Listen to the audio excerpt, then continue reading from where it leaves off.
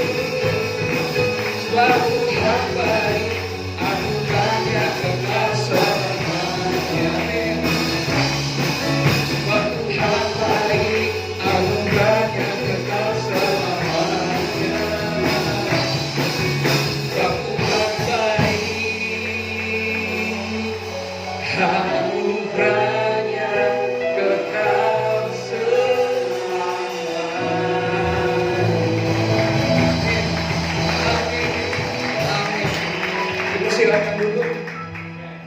Kita siapkan hati kita, sudah kita menyembah Tuhan. Dan sebentar kita mau terima kebenaran firman Tuhan. Mari lewat satu pujian sama-sama mengatakan, Bapa Engkau sungguh baik Tuhan.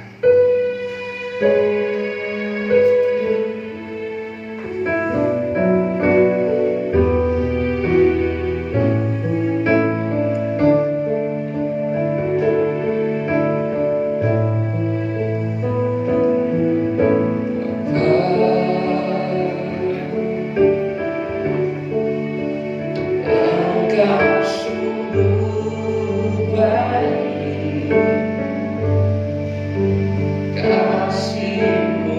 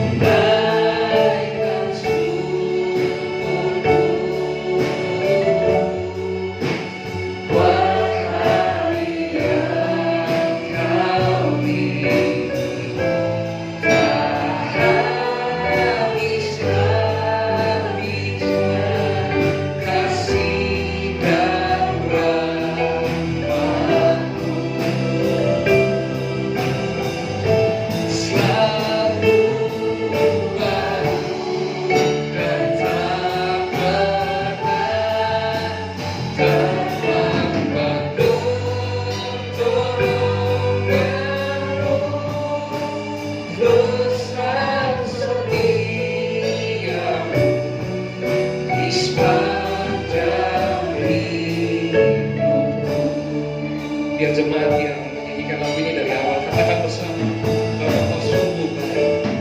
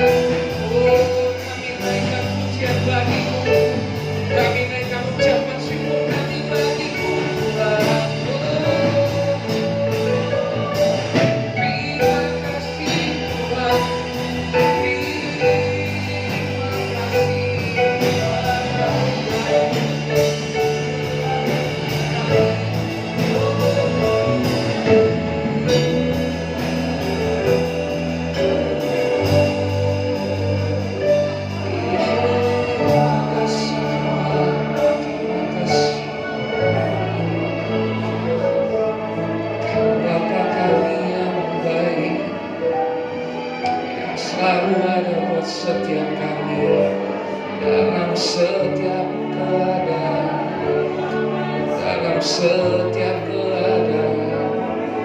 Kau sertai setiap kami Tuhan, Kau sertai setiap kami. Terima kasih Tuhan, terima kasih Tuhan. Naikkan ucapan syukurmu buat Dia. Terima kasih, oh terima kasih Tuhan. Terima kasih Tuhan. Oh Bapa kami yang baik, kami bersyukur padamu. Kami bersyukur padamu Tuhan. Oh, mari naikkan ucapan syukurmu buat Dia. Terima kasih Tuhan. Terima kasih Tuhan.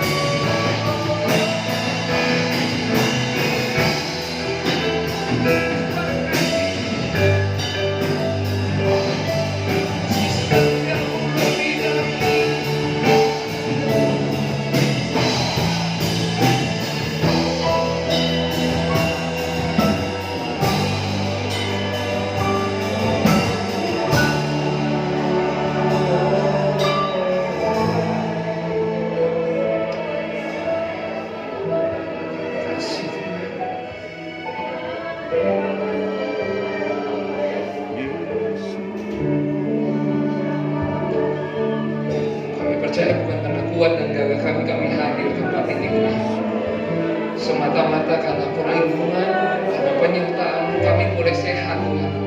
Kami boleh hidup sampai hari ini. Dunia di luar susah, dalam keadaan susah karena virus corona.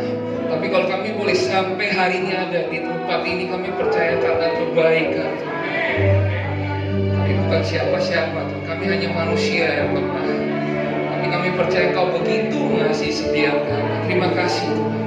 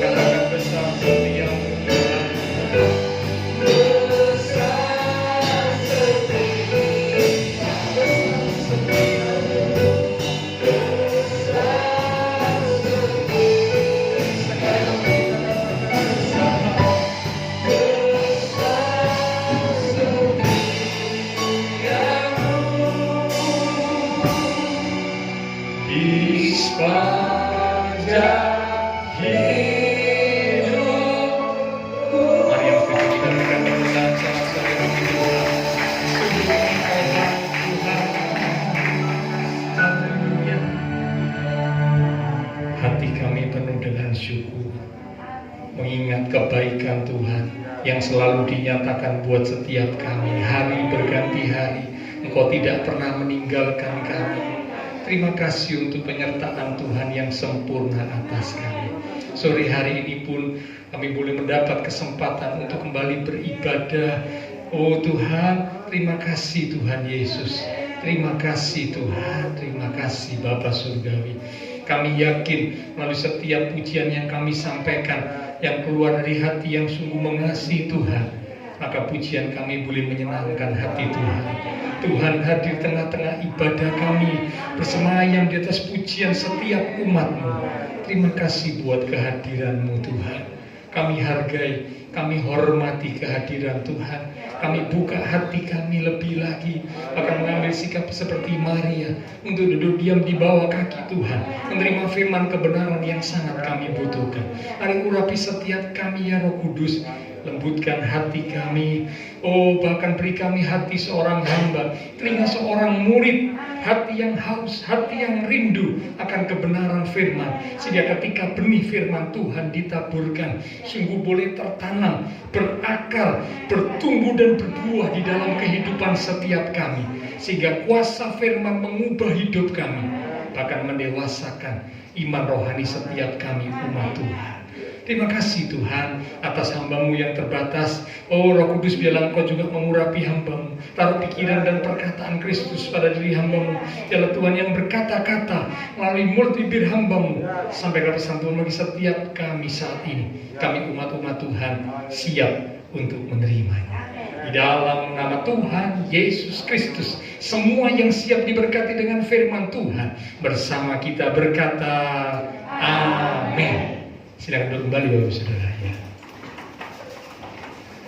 Shalom, puji Tuhan ya. Setelah kurang lebih 3 bulan ya kita tidak berjumpa, karena Tuhan izinkan ya kembali semua ibadah dilaksanakan secara online ya. Tapi puji Tuhan, hari ini kita boleh beribadah kembali ya di tempat ini ya. Senang sekali melihat Bapak Ibu Saudara semua dipelihara Tuhan, disertai Tuhan, bahkan diberkati Tuhan ya, sehingga kita boleh tetap ada seperti saat ini. Tentunya ini karena anugerah dan berkat Tuhan yang dilimpahkan dalam hidup kita ya. Oke, nah pada sore malam hari ini kita akan sama-sama belajar kebenaran firman Tuhan. Judul perenungan firman Tuhan pada hari ini adalah nilai-nilai penting untuk diwariskan. Sekali lagi, nilai-nilai penting untuk diwariskan. Itu judul perenungan firman Tuhan. Nah, mendengar kata waris atau warisan ya, tentu ini kata yang sudah tidak asing ya buat para orang tua. Nah, biasanya para orang tua ini rindu untuk mewariskan sesuatu buat anak, buat cucunya. Ya, kalau mereka punya uang lebih, mereka wariskan uangnya, kekayaannya, asetnya. Atau kalau mereka punya pekerjaan, mereka wariskan pekerjaannya. Ya, itu semua sesuatu yang baik, ya, sesuatu yang berguna buat generasi selanjutnya, buat anak cucu. Tetapi itu bukanlah sesuatu yang sangat penting. Mengapa? Karena kekayaan ataupun hal yang lain itu sifatnya sementara. Sesuatu yang sifatnya sementara. Bahkan kalau hari-hari kemarin waktu pandemi saya mendengar banyak orang berkomentar seperti ini. Entah berkata-kata langsung atau berkata-kata lewat sosial media ya. Mereka bilang begini, ternyata punya uang kalau masa pandemi ini ya juga merasa bahwa uang yang dimiliki itu ternyata ya cuma segitu aja. Bukan tidak penting ya, tapi ternyata tidak memberikan sebuah kebahagiaan, sebuah jaminan, sebuah kepastian, enggak juga. Ternyata uang bukan segalanya. Sehingga kalau hanya mewariskan uang, mewariskan kekayaan, mewariskan materi atau hal-hal yang bersifat jasmani untuk generasi selanjutnya, untuk anak cucu, ternyata itu bukanlah nilai-nilai yang penting atau nilai-nilai yang terpenting untuk diwariskan. Nah, saya mengajak Bapak Ibu Saudara, khususnya para orang tua pada malam hari ini, termasuk saya, kita akan belajar dari firman Tuhan, nilai-nilai penting apakah yang seharusnya diwariskan, diturunkan, diberikan kepada anak cucu kita. Ayo kita lihat sekarang, sahabat ya. Jadi bukan berarti kalau punya hal-hal yang bersifat materi atau jasmani itu tidak boleh diwariskan. Saya tidak berkata demikian. Boleh-boleh saja, silakan. Tapi saya mau katakan itu bukan nilai-nilai yang penting. Itu bukan nilai-nilai yang terpenting. Tetapi boleh diwariskan. Tapi kata Alkitab malam hari ini yang akan kita belajar, ada nilai-nilai penting yang jauh lebih penting, bahkan nilai-nilai yang terpenting untuk diwariskan kepada anak cucu, kepada generasi selanjutnya. Ya, oke, kita akan membuka Alkitab kita dari kitab Yosua pada pasal yang ke-24. Lengkap Bapak Ibu Saudara bisa membaca mulai dari ayat pertama terus sampai ayat-ayat yang terakhir. Ini merupakan perikop kisah kehidupan akhir Yosua dalam kepemimpinannya atas bangsa Israel. Tapi untuk menyingkat waktu, saya hanya mengambil beberapa ayat saja. Ya. Nah, kita baca ayat yang kedua. Yosua 24 ayat yang kedua. Demikian firman Tuhan. Berkatalah Yosua kepada seluruh bangsa itu, beginilah firman Tuhan Allah Israel. Sekali lagi, beginilah firman Tuhan Allah Israel. Dahulu kala di seberang sungai Efrat, disitulah diam nenek moyangmu, yakni Terah, ayah Abraham dan ayah Nahor, dan mereka beribadah kepada ilah lain. Amin. Stop sampai situ. Ya, nanti ayat-ayat berikutnya silakan dibaca sendiri di rumah. Nah, Yosua, ya ini tentu tokoh yang sudah diketahui dengan baik oleh semua anak-anak Tuhan. Siapakah Yosua? Yosua adalah pengganti Musa. Awalnya Yosua ini hanya pengikut. Yosua ini hanya membantu Musa. Tetapi di dalam dia membantu Musa, dia menunjukkan nilai-nilai. Dia punya nilai-nilai yang baik dalam kehidupannya, sehingga membuat akhirnya Tuhan mengangkat Yosua menggantikan Musa. Padahal ada banyak orang lain di antara bangsa Israel. Tapi mengapa kok Tuhan pilih Yosua? Tentu ada sesuatu yang beda, ada sesuatu yang lebih yang ada pada diri Yosua dibanding orang-orang yang lain di antara bangsa Israel. Dan itulah pula sebabnya di akhir kepemimpinannya, dalam perkataan, dalam pidato yang terakhir kepada bangsa Israel, maka Yosua mengucapkan kalimat-kalimat di pasal 24 dari kitab Yosua. Ya, nah sekarang kita lihat so. Ya, namanya kalimat terakhir, pidato terakhir berarti sesuatu yang penting. Karena biasanya kata-kata terakhir yang diucapkan oleh seseorang itu adalah pesan-pesan yang penting, ya, amanat atau pesan-pesan yang penting yang perlu diperhatikan. Nah, demikian juga Yosua menyampaikan pesan terakhir di kepemimpinannya atas bangsa Israel. Nah, sekarang kita lihat so. Pesan-pesan terakhir Yosua kepada bangsa Israel ternyata itu berisi hal-hal yang penting, nilai-nilai yang penting untuk diwariskan, diberikan, diteruskan kepada generasi berikutnya. Apakah itu? Yang pertama, nilai-nilai penting yang harus diwariskan oleh setiap umat Tuhan kepada generasi selanjutnya, anak, cucu, dan seterusnya. Itu yang pertama adalah firman Tuhan. Sekali lagi, firman Tuhan. Karena itulah di ayat yang kedua Yosua ketika mengawali pidato terakhirnya, ucapan terakhirnya, Yosua berkata, beginilah firman Tuhan. Yosua tidak berkata, beginilah kata orang. Oh enggak, saudara. Beginilah kata si A. Oh tidak. Beginilah kata saya. Oh tidak. Tapi Yosua berkata, beginilah firman Tuhan. Artinya, di pidato yang terakhir, di awal kata-kata Yosua hendak menunjukkan betapa pentingnya peranan firman Tuhan di dalam kehidupan umat Tuhan. Nah, kalau umat Tuhan menyadari bahwa firman Tuhan itu penting, maka seharusnya firman Tuhan yang penting itu, bahkan yang sangat penting itu, diturunkan, diwariskan kepada anak cucu kita. Amin. Betul kan?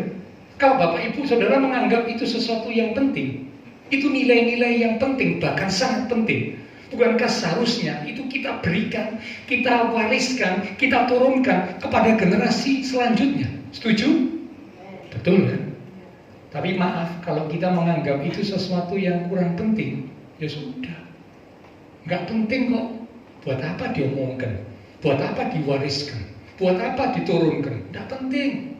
Tapi kalau kita sadar ini sesuatu yang penting, maka saya yakin para orang tua akan memberi perhatian yang khusus terhadap firman Tuhan dan menurunkannya, mewariskannya kepada anak, cucu, dan generasi selanjutnya.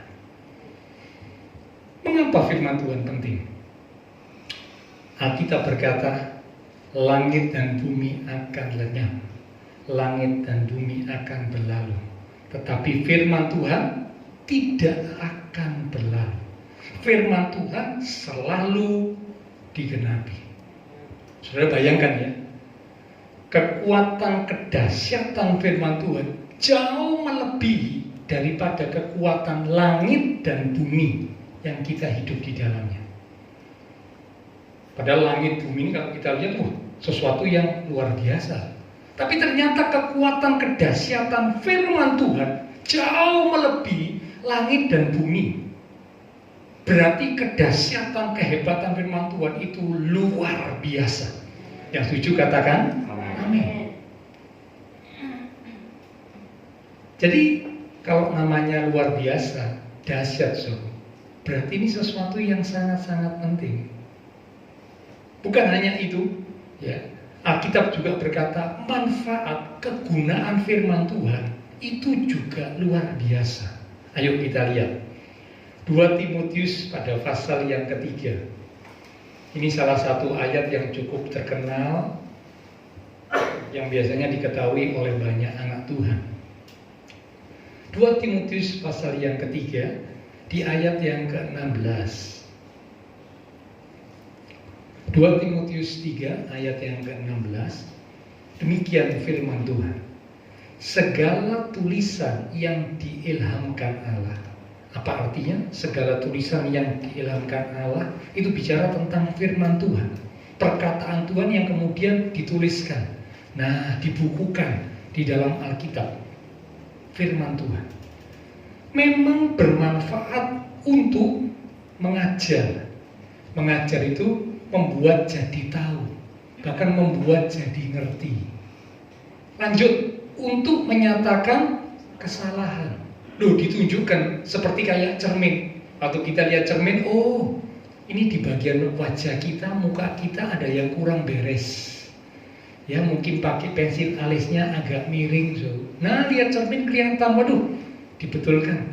Ya pakai lipstiknya miring, barangkali begitu ya. Tapi sekarang pakai lipstik miring juga nggak masalah, karena tertutup dengan masker, ya. Jadi ibu-ibu sekarang nggak usah bingung dengan make up. Saya berguru sama mami, sama istri saya. Sekarang nggak usah bingung make up. Ya dulu kalau mau pergi, aku bingung. Ya pupuran, bedaan, make upan, lipstikan apa macam.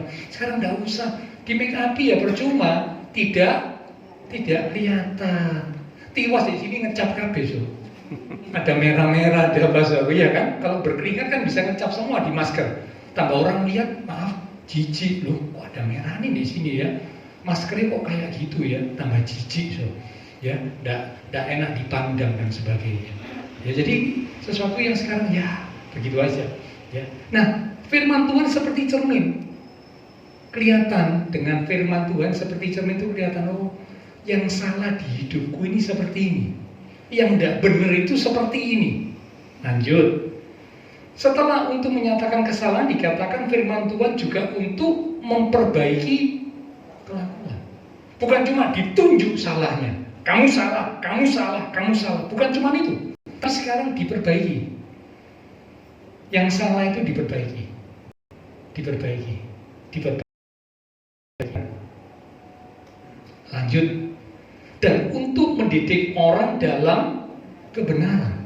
Setelah diperbaiki, firman Tuhan membuat iman seseorang atau seorang umat Tuhan itu bertumbuh. Karena ada pendidikan dalam kebenaran. Terus dididik dalam kebenaran, sehingga lebih lagi bertumbuh di dalam kebenaran. Sangat heran kalau ada anak Tuhan sering dengar firman, tapi hidupnya tidak berubah. Lah ini yang aneh, Ini yang salah siapa ini? Tentu yang salah bukan Tuhan, pasti bukan. Yang salah siapa, Saya kira ya salah sendiri. Waktu dengar firman ya cuma seperti itu, ya. Ya sekedar dengar, iseng-iseng. Bahkan waktu dengar mungkin sambil lalu otak-atik handphone, main game lagi. Tapi saya lihat di sini tidak ada, ya. Ada di tempat lain, sementara firman Tuhan disampaikan, ini muter-muter handphone. Wah, pikirnya buka Alkitab, ternyata bukan. Sementara firman disampaikan, main game. Sekarang kan ngetren ya, orang-orang banyak main game. Bahkan ada game-game tertentu yang saya dengar, katanya bisa menghasilkan uang. Betul ya? Saya juga tidak tahu, karena saya bukan penggemar game, dan saya tidak pernah main game sekalipun di handphone. Tidak pernah, Ya, handphone saya ini handphone jadul, Sudah umurnya tidak tahu berapa, 10-15 tahun, ya. Tidak bisa buat internet, tidak bisa. Bisanya cuma buat telepon. Halo, di situ dok. Internet tidak bisa. Ya, jadi saya juga nggak tahu kayak apa tuh game-game yang bisa membuat seseorang itu dapat duit, pekerjaan dari game dan sebagainya. Ya. Nah, mari beri perhatian kepada firman Tuhan. Kalau kita memperhatikan firman, dikatakan firman itu akan memberi manfaat. Diajari, kalau salah disingkapkan kesalahannya, lalu kemudian diperbaiki kelakuannya, dan selanjutnya dididik dalam kebenaran. Supaya bertumbuh. Ternyata manfaat firman Tuhan sungguh dahsyat, sungguh luar biasa. Bapak Ibu Saudara, saya jadi tahu, oh yang salah itu ini, yang benar itu begini. Dan saya harus bertumbuh dalam kebenaran. Wah, luar biasa, Bahkan bukan hanya itu, dikatakan firman Tuhan ini membuat seseorang jadi bijaksana. Coba sebentar buka Mazmur pasal 119 di ayat yang ke-98 mulai. Mazmur pasal 119 di ayat yang ke-98 mulai. Demikian firman Tuhan. Perintahmu itu adalah firman Tuhan, membuat aku lebih bijaksana daripada musuh-musuhku. Sebab selama-lamanya itu ada padaku. 99. Aku lebih berakal budi daripada semua pengajarku, sebab peringatan-peringatanmu, yaitu firman Tuhan, kurangkan. 100. Aku lebih mengerti daripada orang-orang tua, sebab aku memegang titah-titahmu, memegang firman Tuhan. Ya, ternyata firman Tuhan membuat seseorang bisa jadi bijak, berakal budi. Bukan untuk sombong-sombongan, bukan. Tapi menjalani kehidupan ini, bukankah kita butuh kebijaksanaan? Kalau tidak punya kebijaksanaan, salah melangkah. Ada banyak orang saya lihat, mereka mengambil langkah yang keliru. Mengapa? Karena tidak bijaksana. Nanti jadi orang tua yang tidak bijaksana. Jadi atasan yang tidak bijaksana. Ya, dan seterusnya. Mengapa? Karena tidak ngerti firman, tidak punya firman. Tapi kalau ngerti firman, punya firman, firman itu membuat dikatakan jadi bijaksana. Jadi kalau Bapak Ibu Saudara dan saya sekarang paham betapa dahsyat dan hebatnya firman Tuhan, dikatakan kekuatan firman mengalahkan kekuatan langit dan bumi kita. Dikatakan firman Tuhan bermanfaat, mengajar, menyatakan kesalahan, memperbaiki kelakuan, dan mendidik dalam kebenaran. Firman Tuhan memberi kebijaksanaan. Kalau sekarang kita ngerti ternyata manfaat firman Tuhan sungguh dahsyat dan luar biasa. Maka setuju nggak Bapak Ibu dengan saya bahwa firman Tuhan itu perlu untuk diwariskan buat anak cucu kita? Amin. Amin. Lebih penting loh daripada yang lain. Bahkan ini yang terpenting. Dulu ayah saya sering ngomong ya, "Nyo, nanti nek papi wis ndak ada, papi cuma pesan satu. Ya. Keadaan bagaimanapun, pegangan firman Tuhan. Wis aja megang sing lain, pegangan firman Tuhan. Orang boleh ngomong apapun silakan, tapi jangan dengar kata orang, pegang kata firman Tuhan. Karena firman Tuhan itu luar biasa." Dan sekarang nyata, memang benar. Kondisi pandemi gini, siapa yang mau megang sesuatu? Bingung, tiba-tiba keadaan bisa berubah, keadaan bisa berbalik. Sesuatu yang tidak disangka bisa terjadi. Menunjukkan bahwa semua bisa mengalami kegoncangan. Yang tidak tergoncangkan itu hanyalah Tuhan dan firman-Nya. Maka pegang firman Tuhan. Bukan hanya pegang. Sekarang karena kita sadar firman itu sesuatu yang penting, turunkan, wariskan buat anak cucu kita. Kalau diturunkan, diwariskan, diberikan buat anak cucu, cukup sekali ngomongnya, sudah cukup. Kitab Ulangan pasal 6 berkata, sampaikanlah firman Tuhan itu berulang-ulang. Sudah tahu arti kata berulang-ulang? Berulang-ulang itu berarti bolak-balik, terus-menerus.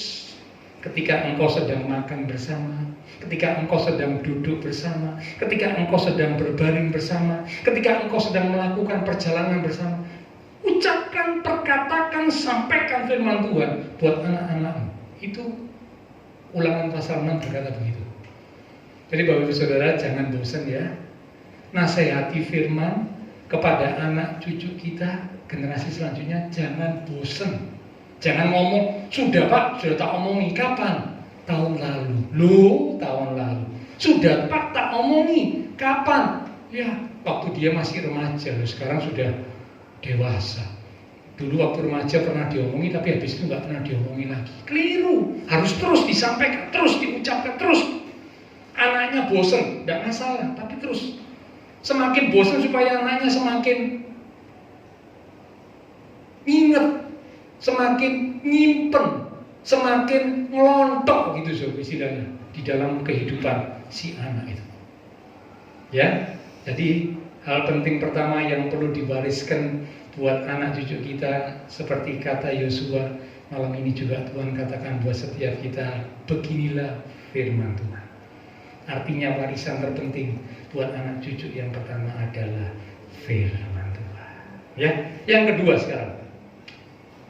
Kembali dalam kitab Yosua tadi ya, di pasal yang ke-24, sekarang kita lihat pada ayat yang ke-14.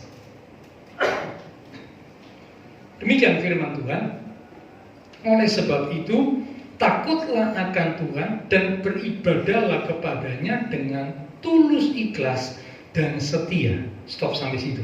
Ada kata tulus ikhlas dan setia.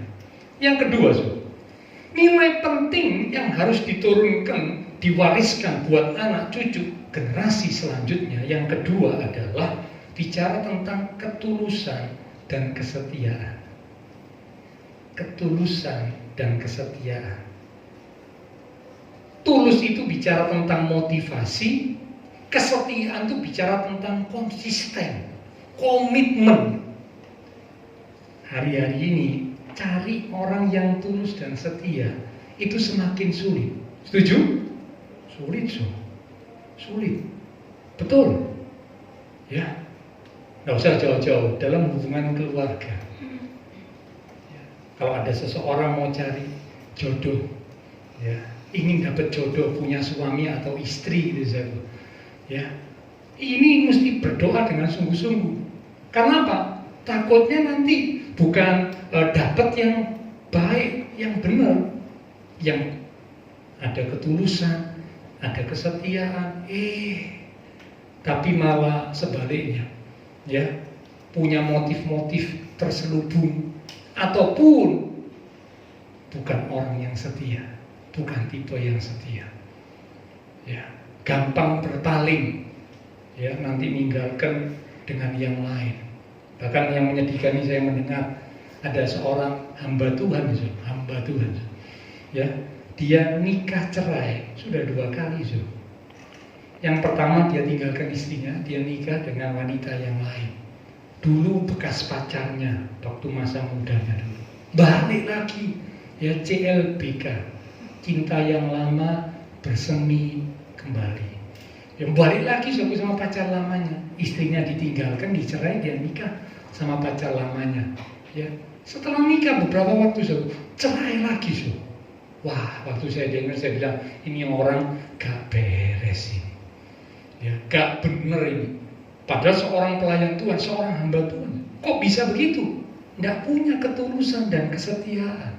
Nah, Yosua berkata, betapa pentingnya ketulusan dan kesetiaan diturunkan, diwariskan buat anak cucu kita. Kaitannya apa? Dalam hal apa? Dalam hal beribadah kepada Tuhan, penting loh punya ketulusan dan kesetiaan.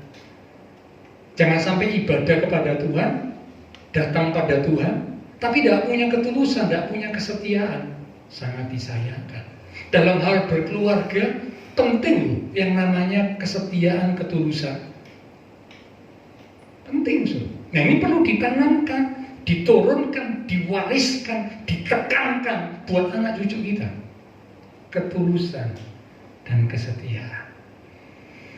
Ya, saya pun waktu menyiapkan firman ini saya juga belajar. Saya bilang iya benar. Ya, ternyata yang nomor 1 firman Tuhan, yang kudus dan setia itu perlu ada. Mau Bapak Ibu punya calon mantu kaya, gepol, tapi tidak tulus, tidak setia. Mau? Wah, kalau saya tidak mau, tidak mau. Ya, karena ketulusan, kesetiaan jauh lebih penting daripada kekayaan. Bukan berarti kekayaan itu sangat-sangat tidak penting. Saya tidak mau begitu. Tapi bukan segalanya. Apa artinya punya kekayaan, punya calon mantu yang kaya, tapi tidak tulus, tidak setia, tidak ada gunanya, percuma. Ya, jadi hal yang kedua, ketulusan, kesetiaan. Nah, ketulusan ini kalau dalam hubungan dengan orang lain yang baru kita kenal, kita mesti sertai juga dengan cerdik. Cerdik itu artinya hati-hati, waspada.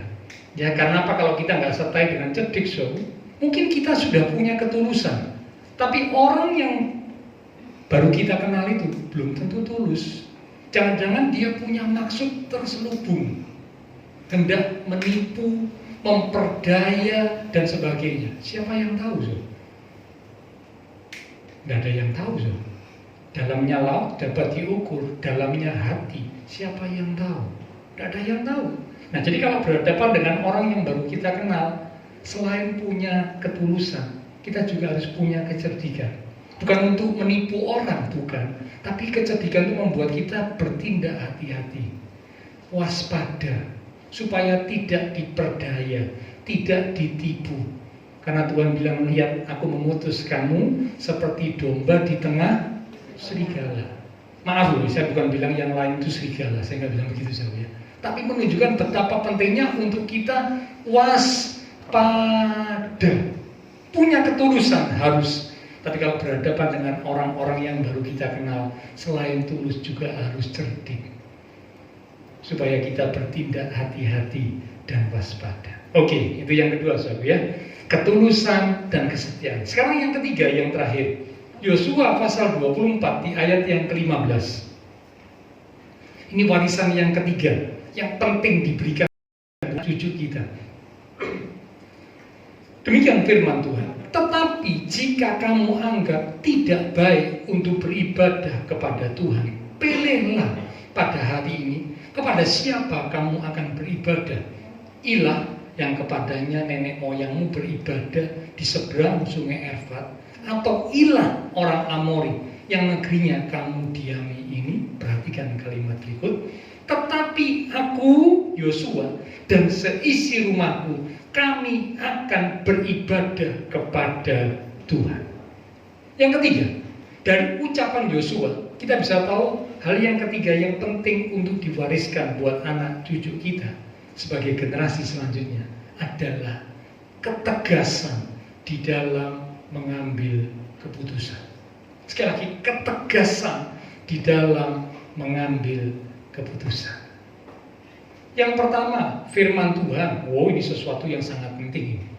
Yang kedua, ketulusan, kesetiaan. Ini juga penting. Tapi yang ketiga juga tidak kalah pentingnya, tegas dalam mengambil keputusan. Kadang-kadang ada orang-orang tertentu yang tidak tegas dalam mengambil keputusan, sehingga bisa dipengaruhi, bisa diombang-ambingkan, seperti orang tidak punya prinsip. Padahal anak Tuhan. Alasannya apa? Sungkan ya Pak. Ya apa? Dia itu konco baik Pak. Ngajak aku, ya begituan lah Pak. Ya sudah tahu begituan itu maksudnya sesuatu yang tidak baik. Aku nolak, sungkan Pak. Apalagi dia juga aku Pak. Wah dia ini begini Pak. Wah sungkan aku Pak. Sungkan, tidak bisa Pak. Ya, mungkin sekali kita masih bisa tahan Sob.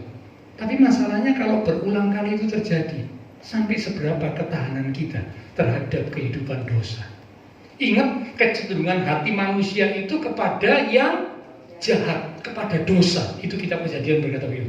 Hati manusia itu condong pada yang jahat. Buktinya, anak-anak kalau diajari sesuatu yang baik, sulit enggak Bapak Ibu? Sulit. Tapi kalau melihat sesuatu yang tidak baik, gampang niru enggak? Gampang. Enggak usah diajari.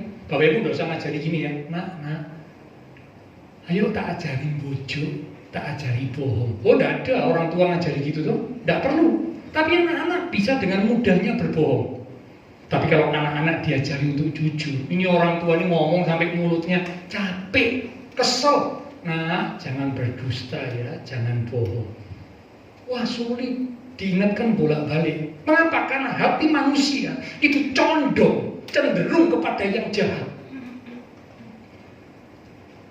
Nah, kalau suka di kehidupan yang seperti itu karena alasan sungkan, lama-lama jatuh. Sudah tahu Lot ketika pertama kali berpisah dengan Abraham, Lot itu cuma tinggal di luar Sodom dan Gomora, di sekitar lembah Yordan, yang keadaannya kata Lot itu seperti taman Tuhan. Itu di luar Sodom Gomora. Tapi beberapa waktu lamanya Lot tinggal di situ, lama-lama bukan di luar, lama-lama masuk ke dalam Sodom dan Gomora. Buktinya apa? Pada waktu Sodom dan Gomora dihancurkan, Lot harus dibawa keluar pergi dari Sodom Gomora. Dosa itu menarik, dosa itu memikat hati manusia. Ya sekali lagi, dosa itu menarik, memikat hati manusia. Nah kalau anak Tuhan tidak punya ketegasan dalam mengambil keputusan, saya khawatir anak Tuhan itu akan jadi anak Tuhan yang akhirnya jatuh.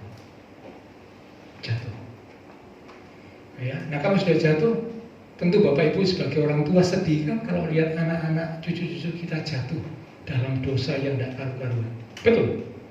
Atau Bapak Ibu berkata begini, wah tidak apa-apa Pak, merosal anak cucuku tidak apa-apa Pak, nanti cik mau tobat-tobat dewi. Loh, begitu Sob?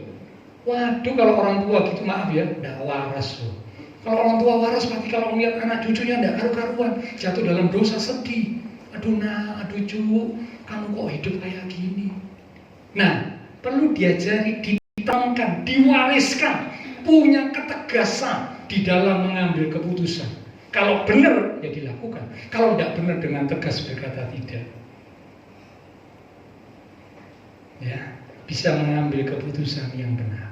Lukas pasal 12, ayo kita lihat sebagai ayat yang terakhir. Lukas pada pasal yang ke-12, di ayat yang ke-57. Setelah ini silakan pelan-pelan Iqbal bisa kembali maju ke depan. Lukas 12 ayat 57. Demikian firman Tuhan. Ini kalimat tanya, saudara.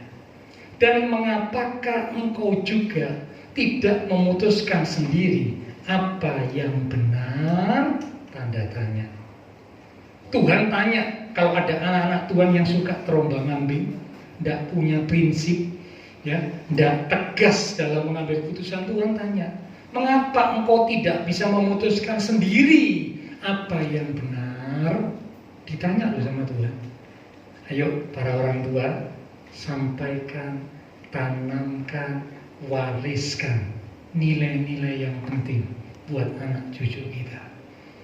Ya, yang pertama wariskan firman Tuhan. Yang kedua wariskan apa? Ketulusan dan kesetiaan. Dan yang ketiga wariskan ketegasan di dalam mengambil keputusan.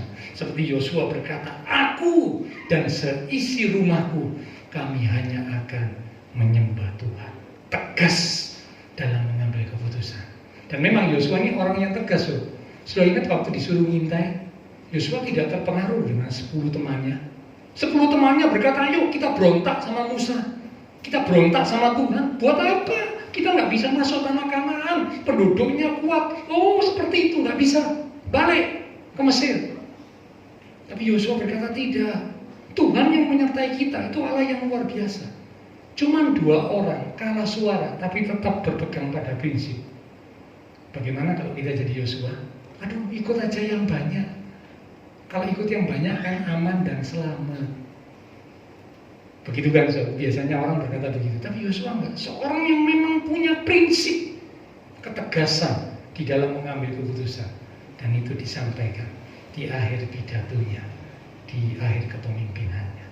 Ya, jadi mari lewat firman Tuhan kita mau tegaskan ini ya. Sampaikan ini, wariskan ini buat anak cucu kita. Belum terlambat Bapak Ibu ya. Apalagi kalau masih punya anak yang kecil-kecil, nah ini kesempatan lebih banyak. Tapi kalau anaknya sekarang sudah mulai beranjak dewasa, belum terlambat. Tetap firman Tuhan disampaikan, ketulusan, kesetiaan disampaikan, bahkan ketegasan dalam mengambil keputusan juga disampaikan, diwariskan buat anak cucu kita. Amin. Tuhan berkati kita sekalian. Kita akan masuk di dalam akhir ibadah. Kita katakan lewat satu pujian, sungguh Tuhan, Engkaulah segalanya di dalam hidup. Biarlah kerajaan kebenaran itu yang menjadi bagian hidup. Kaulah segalanya di dalam hidupku, di dalam hidup. Kerajaanmu, kebenaranmu, itu bagianku. Kami mau senantiasa memandang kepadamu. Allah yang Tuhan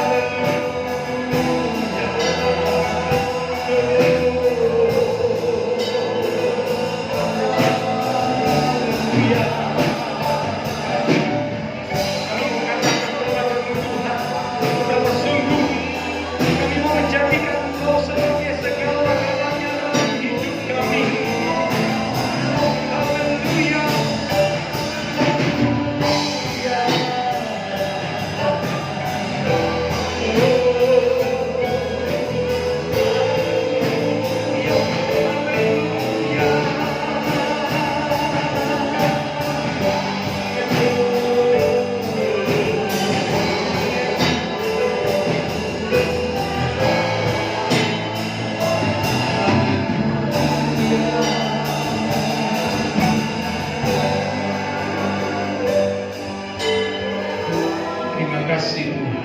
Terima kasih Tuhan. Malam ini melalui firman kebenaran, setiap kami umat Tuhan yang hadir diingatkan betapa pentingnya untuk kami mengerti nilai-nilai kehidupan yang penting, sehingga kami boleh mewariskannya kepada generasi-generasi selanjutnya, anak-anak, cucu-cucu yang Tuhan anugerahkan kepada kami, sehingga kami boleh menjadi orang-orang tua yang bertanggung jawab dan berkenan di hati Tuhan. Yang pertama yang harus kami wariskan adalah firman Tuhan. Yang kedua yang harus kami wariskan adalah ketulusan dan kesetiaan.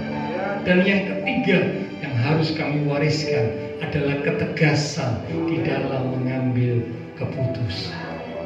Hamba terbatas untuk berkata dan menjelaskan. Roh Kudus, Engkau yang akan mengingatkan setiap firman yang sudah kami terima, sehingga setiap kami para orang tua yang hadir pada malam ini, kami boleh jadi orang tua yang bijaksana, yang mewariskan nilai-nilai yang sangat penting buat anak cucu kami, sehingga mereka boleh jadi orang-orang yang berhasil, orang-orang yang diberkati Tuhan, orang-orang yang hidup dalam anugerah Tuhan, orang-orang yang bijaksana, karena mereka memiliki nilai-nilai kehidupan yang penting. Terima kasih Tuhan, terima kasih Bapa Surgawi. Kami percaya semua kami yang hadir malam hari ini diberkati Tuhan. Iman rohani kami diberkati, keluarga rumah tangga kami diberkati, pekerjaan kami diberkati, studi kami diberkati. Bahkan perlindungan Tuhan nyata atas setiap umat Tuhan, dilindungi, disertai, dijauhkan dari semua gangguan, rintangan, mara bahaya, kecelakaan, sakit, penyakit kami tolak dalam nama Tuhan Yesus Kristus. Penyertaan Tuhan yang sempurna memproteksi setiap umat-umat-Nya Tuhan. Terima kasih Tuhan Yesus, terima kasih Tuhan. Kami bersyukur dan bersuka cita malam hari ini pun Ibu Gunadi boleh beribadah bersama dengan kami. Terima kasih Tuhan, karya-Mu yang ajaib yang sudah Kau nyatakan untuk Ibu Gunadi. Kami percaya Tuhan akan pulihkan kekuatan, kesehatan dalam nama Tuhan Yesus Kristus. Terima kasih Tuhan. Mungkin ada teman-teman seiman kami yang lain yang sakit. Lewat tempat ini kami berdoa, Tuhan jamah, berikanlah kekuatan, kesehatan, kesembuhan dalam nama Tuhan Yesus Kristus. Mereka yang lemah dikuatkan, mereka yang susah dihiburkan, bahkan yang sedang menghadapi tantangan masalah pergumulan, dalam iman mereka tetap di dalam Tuhan, menantikan Tuhan yang selalu akan memberikan pertolongan tepat pada waktunya. Terima kasih Tuhan Yesus. Kami berdoa memberkati bangsa negara kami Indonesia, pemimpin-pemimpin bangsa kami, bahkan kota kami Surabaya dalam perlindungan Tuhan. Tetangga lingkungan sekitar gereja Tuhan, Tuhan berkati mereka sekali. Memberkati setiap jemaat Tuhan yang berulang tahun sepanjang minggu ini. Demikian juga Tuhan, oh Tuhan, Engkau berkati anak-Mu yang sudah menjadi seorang berkat, karena malam hari ini rindu untuk memberikan berkat secara jasmani, makanan kepada rekan-rekan seiman. Engkau sumber segala berkat yang akan membalas, memberkati kembali semua hamba-hamba-Mu yang sudah melayani. Tuhan urapi, pakai lebih lagi untuk kemuliaan Tuhan. Sebentar kami akan berpisah satu dengan yang lain, kembali ke keluarga rumah tangga kami. Biarlah segala berkat, anugerah, damai, sukacita yang melimpah dari Allah Bapa Surga, kasih Tuhan Yesus Kristus, dan persekutuan dengan kuasa Roh Kudus akan terus memimpin, menuntun langkah kehidupan setiap umat Tuhan. Itu terus menyertai mulai malam ini sampai Maranatha, Tuhan Yesus datang kembali. Di dalam nama Tuhan Yesus Kristus, semua yang percaya diberkati Tuhan. Mari bersama dengan iman kita berkata, amin. Tuhan berkati Bapak Ibu Saudara sekalian.